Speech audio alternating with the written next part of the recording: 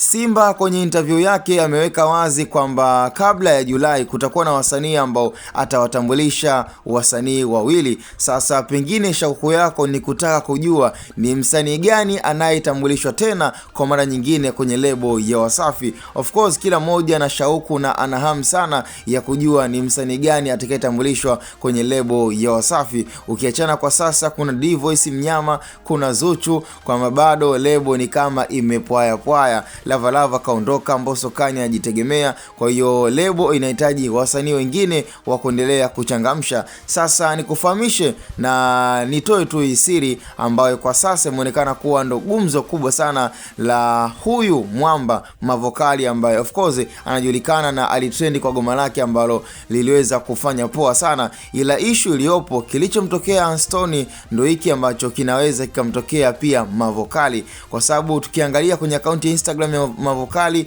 pia mara mwisho kuposti of course ilikuwa ni mwaka jana. Sasa ni kitendo ambacho pia Anstoni alishawahi kukipitia, ndo situation hizo na huaga lengo ni kupima pia akili zao, lakini pia kupima pia uvumilivu na subira walionayo katika lebo ya Wasafi. Ila ukweli ni kwamba msanii ambaye kwa sasa yupo kwenye rada za 100% ni Mavokali. Sasa kuhusu msanii mwingine, kuna watu walikuwa wanapendekeza sana kwenye baadhi ya comment tofauti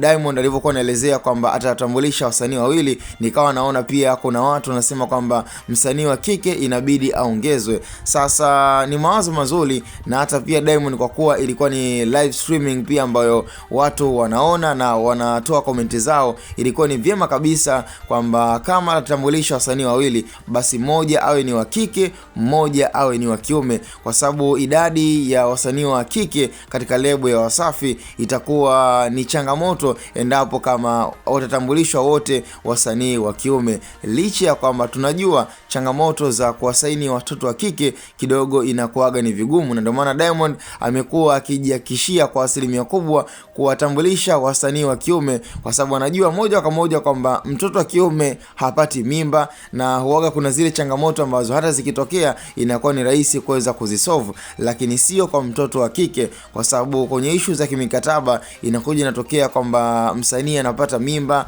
anakuwa yuko engage sana na masuala ya relationship, kwa mwisho wa siku anaona kabisa kwa mtoto wa kike itakuwa ni rahisi sana kuweza kubadilika na kuto focus na malengo ambayo wamewekeana katika sehemu ya mkataba kuweza kufanya mziki mzuri ambao ni mziki wa kibiashara. Sasa sina la ziada, ila msanii nambari 1 ambaye nimekutajia ni Mavokali. Mwingine huyo tusubirie, ambayo ni siku maalum itakayokuwa ni surprise kutoka kwa kaka yetu Nasibu kuweza kuwatambulisha wasanii hawa wawili kabla ya kufikia mwezi Julai mwaka huu 2026. Cha msingi tukutane kwenye upande wa comment.